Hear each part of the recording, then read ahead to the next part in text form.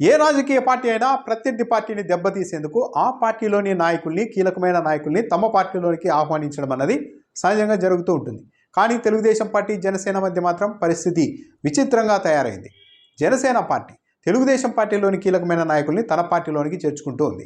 Telugu Desam party కూడా అదేంటి, మాదిద్దరం స్నేహితులం కదా, మా పార్టీ నుంచి నాయకుల్ని తీసుకుంటే మేం బ్యాడ్ అయిపోము అన్న మాట తెలుగుదేశం పార్టీ నుంచి అయితే రావడం లేదు. హ్యాపీగా వెళ్ళిపోండి బాబు, అది కూడా మన పార్టీని అన్నట్టుగా తెలుగుదేశం కీలకమైన నాయకుల్ని కూడా చంద్రబాబు నాయుడు పరోక్షంగా సాగనంపుతూనే ఉన్నారు. తిరుపతి రాజంపేట టీడీపీ ఎంపీ అభ్యర్థిగా ఇదివరకే గంటా నరహరిని చంద్రబాబు నాయుడు ప్రకటించారు. ఆయన కూడా చాలా ఉత్సాహంగా ఎంపీగా పోటీ చేసేందుకు పనిచేస్తూ వచ్చారు. అయితే ఇప్పుడు ఆయన తీరా జనసేన పార్టీలో చేరిపోయారు.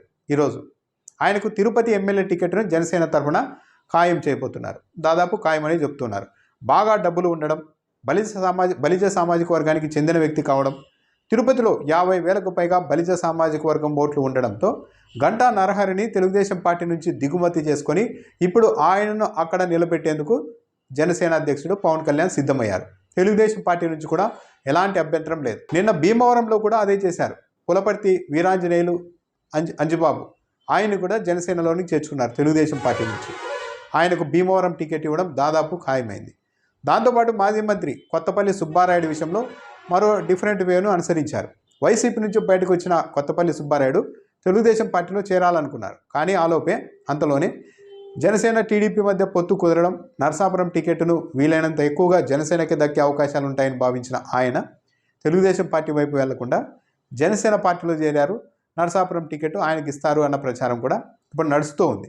ఇలాంటి నాయకులు ఇంకొందరు కూడా ఉన్నారు. కొందరిని నేరుగా తెలుగుదేశం పార్టీ నుంచి తీసుకొని టికెట్లు ఇస్తూ ఉంటే, మరికొందరు వైసీపీని వీడి టీడీపీలోనికి వెళ్ళాలి అనుకున్న వారిని అక్కడికి వెళ్ళనీయకుండా డైరెక్ట్ జనసేన పార్టీలోనికి తీసుకొని టికెట్లు ఇచ్చేందుకు కూడా సిద్ధమవుతూ ఉన్నారు.